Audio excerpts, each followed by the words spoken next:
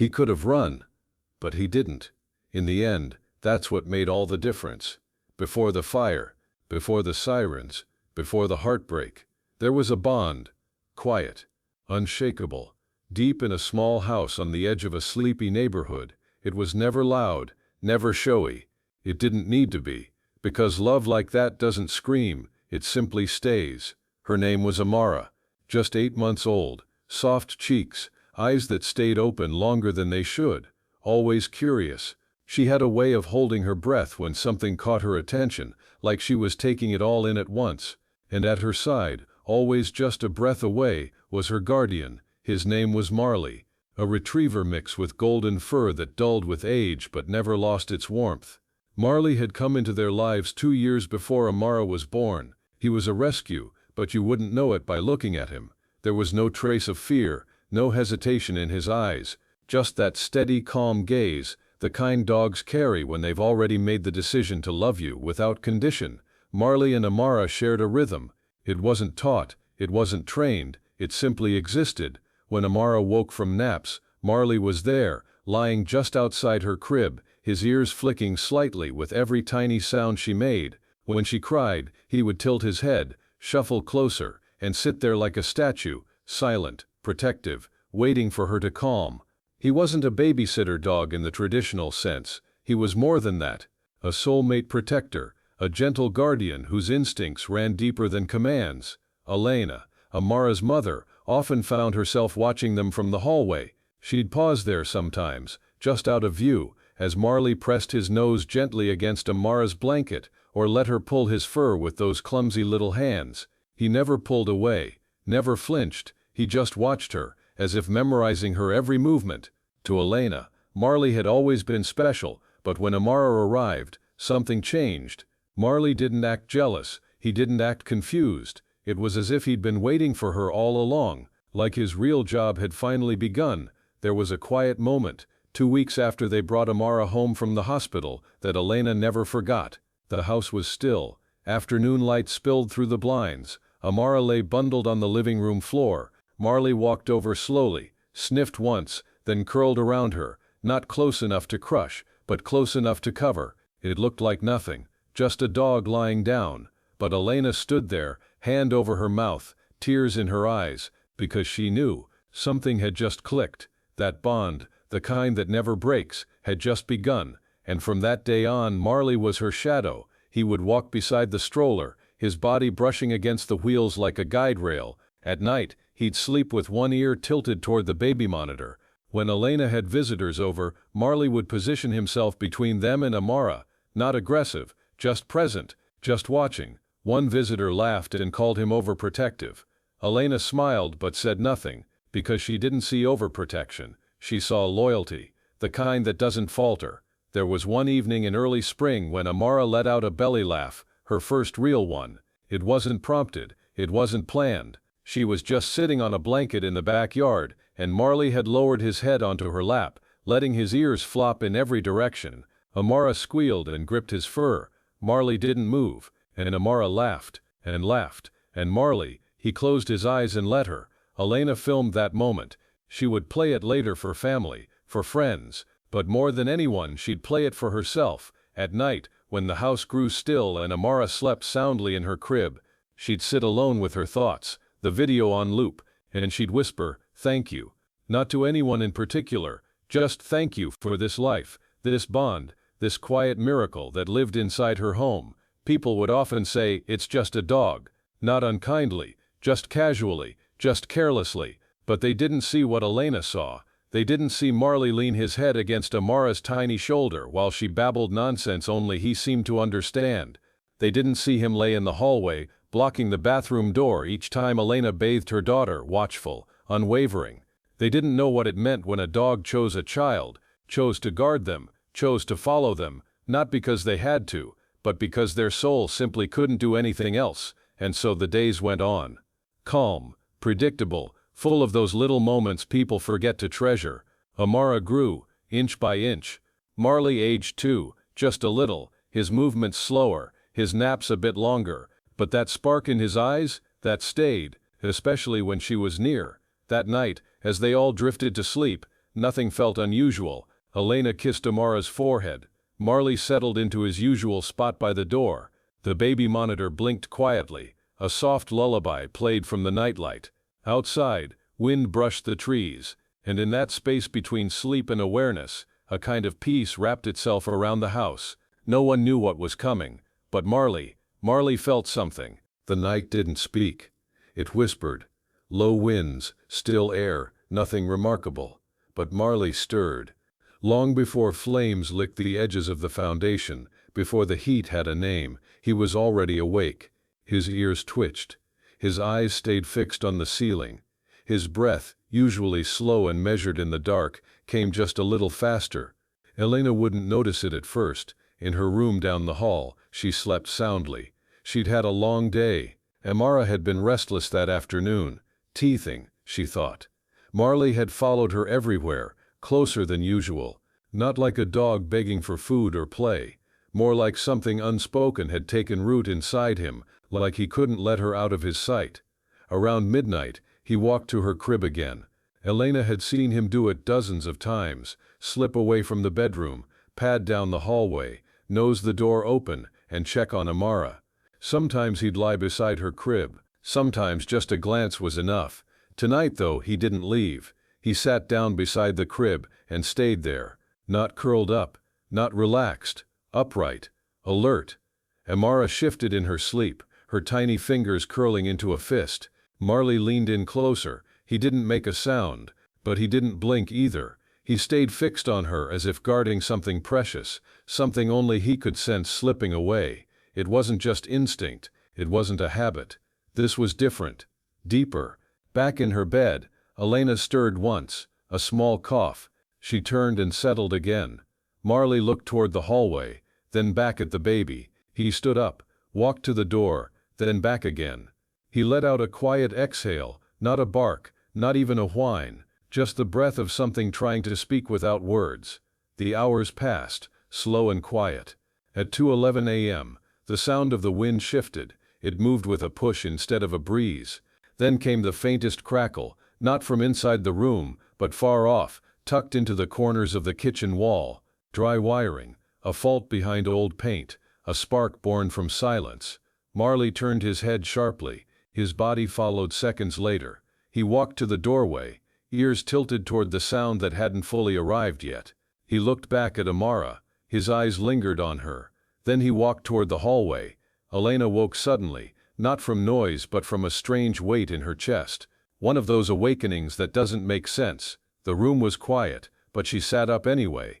The monitor beside her blinked softly. No cries, just the steady rise and fall of Amara's chest. She swung her legs over the edge of the bed. Marley met her in the hallway, tail low, shoulders stiff. He didn't come close, he just stood there watching her. "Hey," she whispered, her voice still heavy with sleep. "What's wrong, boy?" He didn't answer, of course, but his eyes did. She followed his gaze toward the stairs. At first she didn't see anything. The house looked like it always had, dark corners, a soft blue light from the hallway nightlight. But then she smelled it, faint, wrong, the smell of something burning but not fully yet. Not firewood, not food, something deeper, electrical, sharp. Then the sound came, a soft pop, then another, then a hiss. Her heart leapt. She turned fast, ran past Marley toward the kitchen, only to be pushed back by the heat already beginning to spread under the doorframe. Her breath caught. She turned on instinct, sprinting toward Amara's room. "Amara!" she cried, but the hallway filled faster than she expected. Smoke, not thick yet, but enough to steal her breath. She reached the door, grabbed the handle. It was still cold. She pushed it open, darted to the crib, lifted her daughter. Amara stirred, blinked but didn't cry. Then came the gust, an intake of oxygen, a flicker of orange rolling down the hallway behind her. Elena clutched her baby, turned and saw Marley standing still. "Go," she shouted. "Come on, Marley." But he didn't move. He looked past her, into the smoke. His body was already turned away, toward the kitchen, toward the stairs. "Elena," a neighbor's voice, from outside the house. "Get out!" She ran. Down the stairs, through the living room. The back door was closer. She threw it open and burst onto the porch, coughing, gasping, holding Amara against her chest. The wind hit her face, Cold air rushed past her. She turned around. Marley wasn't behind her. She screamed his name, once, twice, but the smoke was heavier now, pouring from the kitchen window, rising through the house like it had purpose. Flames had found the back wall, the roof creaked, and Marley was still inside. The world didn't end in a roar. It started with a flicker, a low glow that began behind the pantry wall, where a faulty socket had long been hidden beneath coats of paint and layers of time. The night hadn't warned them. It just shifted, slowly, without permission, and then it moved fast. Elena stood on the porch, clutching Amara against her chest. Smoke rolled out of the windows like a wave escaping its shell. Her voice was raw from calling Marley's name, and her feet trembled on the wooden steps. In her arms Amara whimpered softly, still half asleep, too young to understand the meaning of flames or fear. But her tiny hand curled against Elena's collarbone like she was searching for the rhythm of her mother's heart. Neighbors had begun to gather now. Some wore robes, others clutched phones, calling for help, but Elena wasn't listening. Her eyes were locked on the doorway, on the blackness behind the orange glow. "Where is he?" she whispered, her voice more breath than sound. The living room was already gone. Smoke had filled every crease, the couch, the rug, the framed photo of Marley as a puppy sitting next to a newborn Amara. Nothing but shapes now, wrapped in heat and chaos. Inside, Marley moved. He had turned back just moments after Elena ran. She was safe. That was the first thing he seemed to need. That the baby was out, but he knew what came next. Amara's room. He turned, paws slipping slightly on the tile as he pushed through the thickening smoke. The fire was no longer quiet. It cracked and hissed around him. The air stung his eyes, but he didn't hesitate. He didn't pause. Marley bounded up the stairs, each step slower than the last, but he made it. The hallway was half filled with smoke now, the walls glowing as if the house itself was trying to warn him. He pushed through Amara's door with his shoulder. Her crib was still standing. The bedding was warm, her blanket still tossed in one corner. She wasn't there, but her scent was. He circled the room once, then turned to the hallway again. The structure groaned under its own weight. Downstairs, Elena tried to run forward, but someone caught her arm. "You can't go back in," a voice said. "It's too late," but her eyes screamed. Her heart did. "My dog is in there." Fire trucks were only just now pulling up. Red lights cut across the street as boots hit the ground and water lines were rolled out. But to Elena, time was a fog. Every second felt wrong, disjointed. Marley was in there, still breathing, still trying, still searching. Inside, the living room ceiling gave way. A crash of wood and smoke surged into the hallway. The baby monitor sparked and died. Flames crawled across the ceiling. Marley turned away from the collapse. His legs trembled now. His chest heaved. But his mind, his purpose was steady. He made his way back through the hallway, down the stairs again, toward the last place he'd seen her. The kitchen was almost unrecognizable now. Cabinets cracked and buckled under heat. Glass shattered in the background. And yet through all of it, Marley moved with focus. Not panic, not confusion. He knew. The last place she had been was near the back door. He turned toward it, the heat pressing in from both sides. The air was razor thin, and his body had started to shake. He paused only once at the threshold of the living room. Through the doorway, light spilled. It wasn't just firelight, it was daylight. Morning was coming, and from that crack in the door he could see her. Outside, safe, in her mother's arms. He could have stopped, but he didn't. Instead he turned, one final time, and walked back toward the stairs. Elena watched helplessly. Smoke had now overtaken the upper floor. Flames were visible through the bedroom window. The walls of the house seemed to shudder with the force of the heat. "Is there anyone still inside?" one firefighter yelled, rushing toward the door. "My dog," Elena cried, pointing. He went back in. The firefighter paused. There was no room for hesitation in his work, but her words hit with weight. He nodded, turned, and disappeared into the smoke. And just like that, Elena stood still, holding her baby, heart thundering, eyes locked on the doorway that had swallowed her dog whole. No one expected it to go this way. No one could believe that he'd turned back again. He'd already done what many would call enough, but Marley didn't work in measures of enough. He didn't understand danger the way people did. He understood something else entirely. Connection, loyalty, the kind of love that chooses to act, even when there's nothing left to gain. The flames raged louder now. The fire trucks had begun their assault, water hissing against the heat, steam rising, the smell thickened, burned wood, plastic, drywall, a house unmaking itself, and still no sign. Not yet, not from Marley, not from the firefighter, just smoke and wind and waiting. What was he doing in there? Why hadn't he run? What pulled him back through the smoke, even after seeing her safe? What would you do if someone you loved made that choice for you? The doorway coughed out more smoke, blacker this time, denser. Fire danced just inside the living room window, casting its orange light on the grass. From the outside it almost looked like the house was glowing. From the inside it was something else entirely. Marley had moved deeper. The heat clawed at his fur. Smoke coiled inside his throat. Each breath hurt, but he kept going. His legs shook, his body low, close to the ground, where the air was thinner, barely breathable, but enough. He wasn't looking for a toy, not food, not a way out. He was looking for something small, soft, something that smelled like home. Amara's blanket had been dropped near the stairs. It lay there, just out of reach of the falling ceiling beam. Marley reached it, nudged it with his nose, and then picked it up gently between his teeth. He had no way of knowing she wasn't inside anymore. No way of understanding that the mission he'd set for himself had already been fulfilled, that Amara was safe, that she was breathing in the open air of dawn, not trapped inside these walls. But Marley didn't know how to stop. He only knew what he'd started. The firefighter who entered the building was one of the first on the scene. He'd been trained for this countless times, but no drill had ever described the moment you step into a burning home looking for a dog with a purpose, a dog who had gone back in.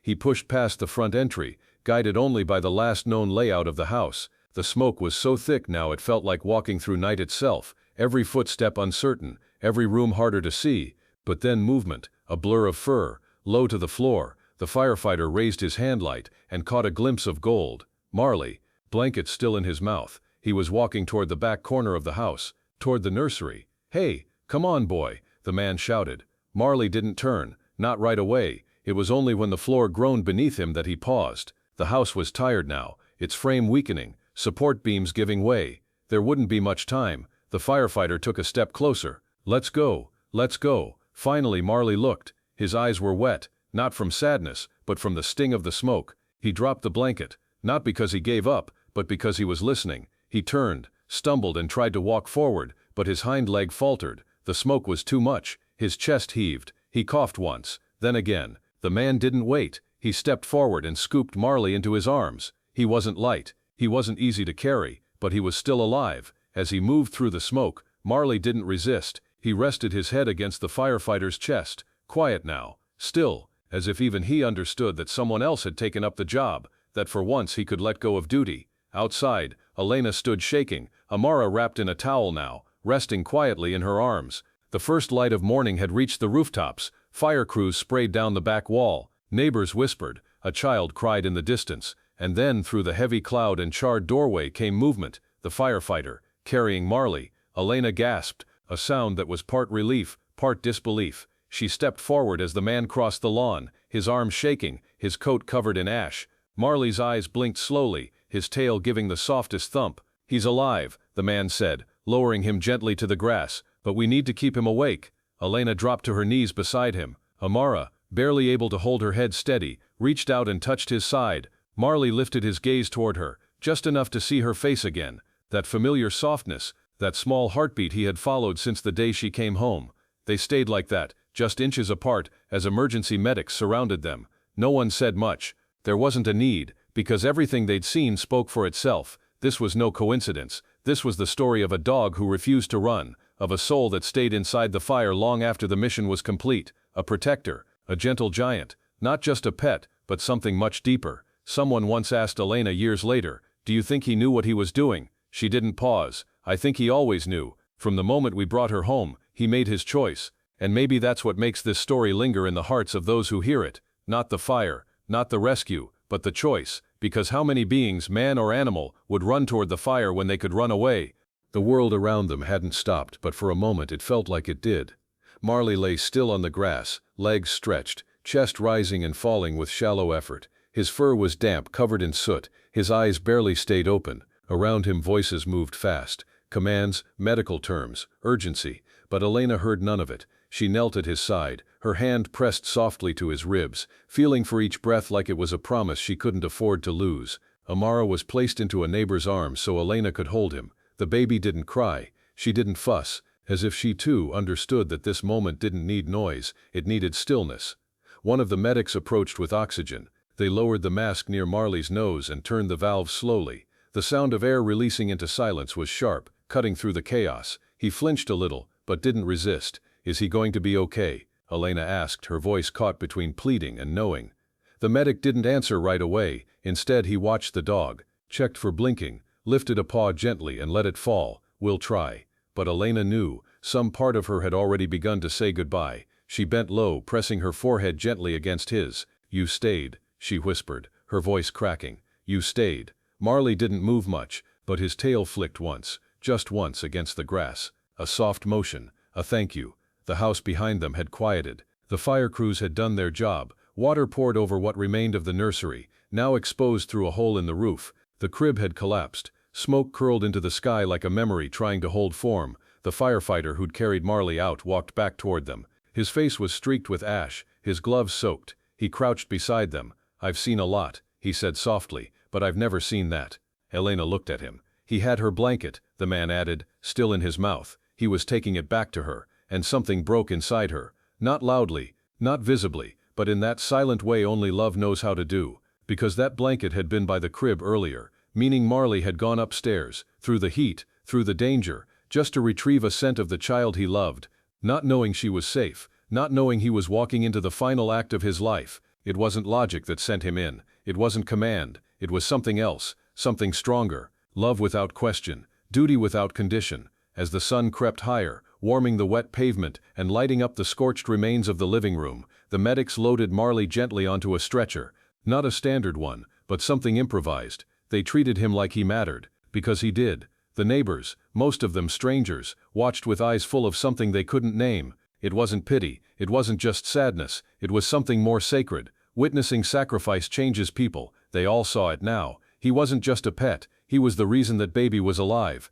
In the ambulance, Elena sat beside him. The medic had let her ride along. No sirens, just a steady hum of wheels against the road, and the occasional soft beeping of the oxygen monitor. Marley's breaths were slower now, deeper, his body finally allowed to rest. She held his paw, her tears had dried, but her eyes stayed glassy, full of words she hadn't spoken yet. "You didn't have to," she whispered, "but you did." At the animal hospital, they moved quickly. Burn ointments, IV fluids, cooling wraps, but even with their best efforts, the veterinarian looked at her with gentle eyes and a slow shake of the head. "He's in a lot of pain," she said. "We're doing what we can." Elena nodded. She knew what came next, and yet she stayed, all day, refused to leave his side. Amara was with family now, resting, safe, but here was where she needed to be. The sun was starting to dip when the vet entered again. "If you'd like to say goodbye," she said quietly, "this might be the time." And so she did. She held him close, stroked the top of his head the way he liked, told him he was the best boy, the only one who never once let her down. "You saved her," she whispered. "You saved all of us." As his eyes slowly closed, his breathing lighter now, a stillness filled the room. Not heavy, not cruel, just still. And then he was gone. The hospital went quiet. No alarms, no beeps, just the weight of goodbye wrapped in love. Later that evening, Elena walked outside and stood under the first stars of the night. In her hands she held the blanket Marley had carried from the flames. It smelled of smoke, but beneath it was her daughter's scent. The blanket wasn't just fabric anymore. It was proof of his final mission, proof of what love can do when given the chance. And as she looked up at the sky, she whispered his name, soft, final, full of gratitude. The house still stood, but it wasn't the same. The windows were blackened.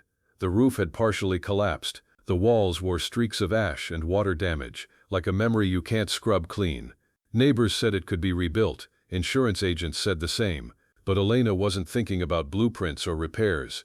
She was thinking about the silence, the kind of silence that lingers after a voice is gone, not just a sound but a presence. 3 days had passed since Marley's final breath.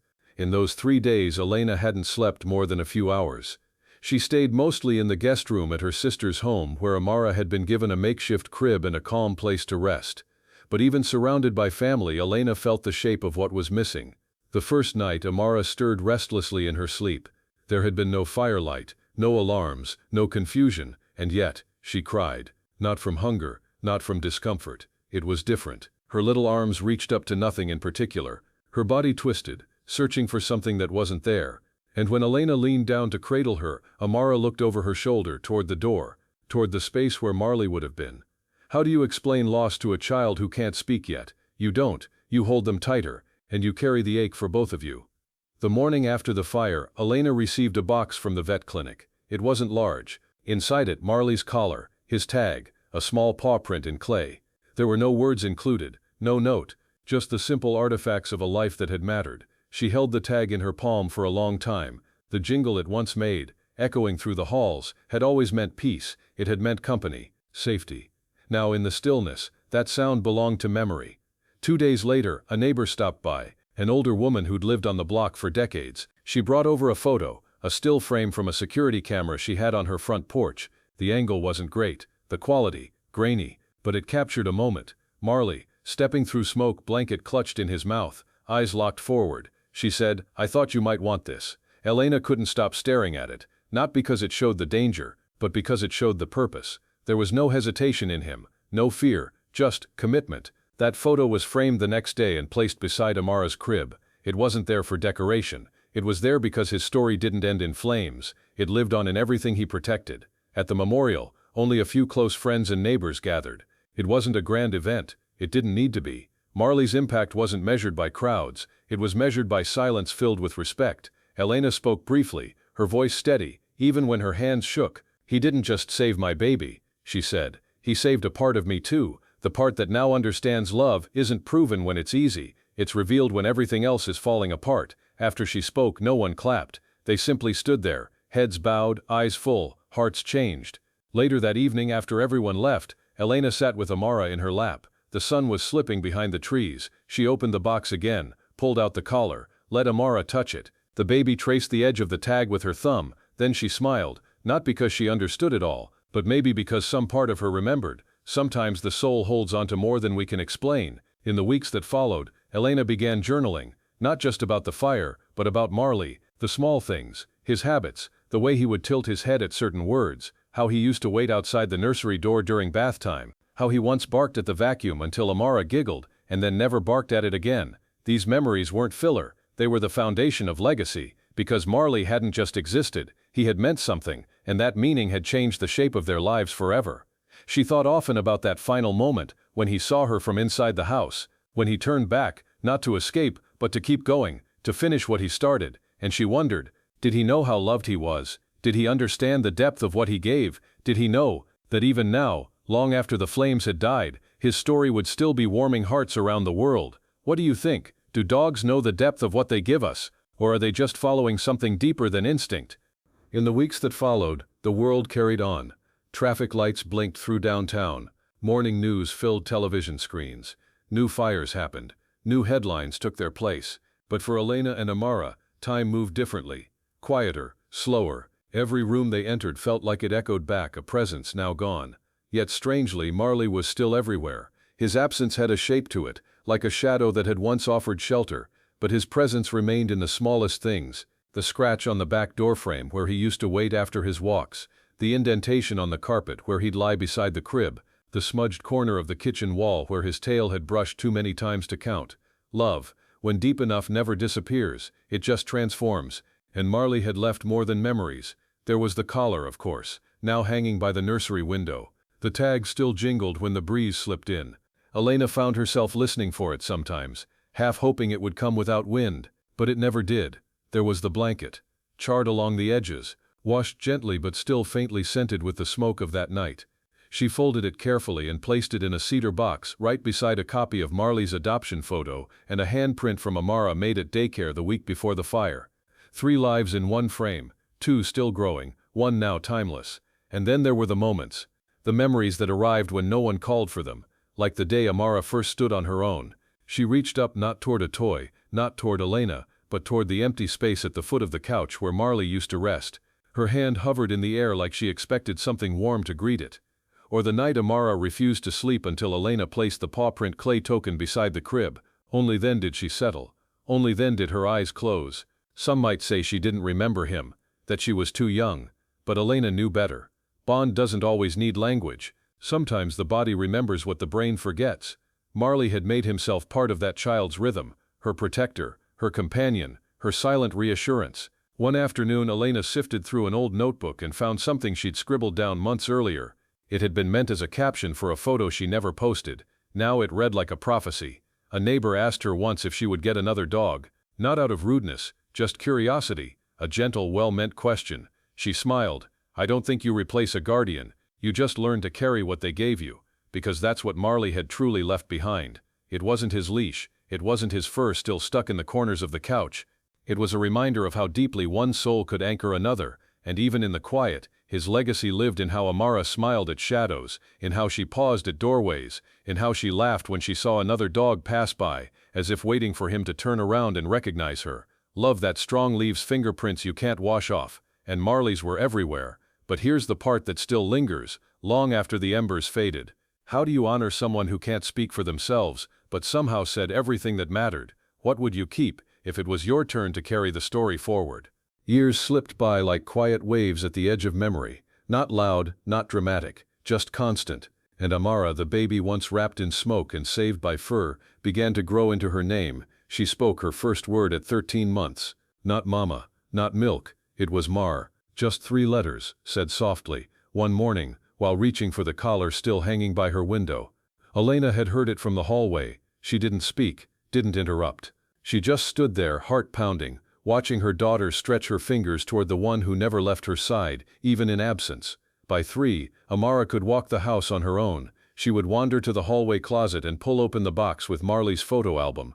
She couldn't read yet, but she would flip through the pages slowly, sometimes pausing, sometimes humming. Every now and then she'd kiss one of the pictures without knowing why. Elena didn't stop her, she didn't explain. Some connections need no explanation. When Amara turned 6, she stood up in front of her class for show and tell. While others brought dolls, Legos, toy trains, she brought Marley's tag, held it in her palm, quiet, confident. "This is from my dog, he's not here anymore, but he saved me, and I love him." No dramatics, no stories rehearsed, just truth, from a child who knew exactly what she was saying. The teacher called Elena that afternoon, holding back tears. And so it continued. Marley lived through her.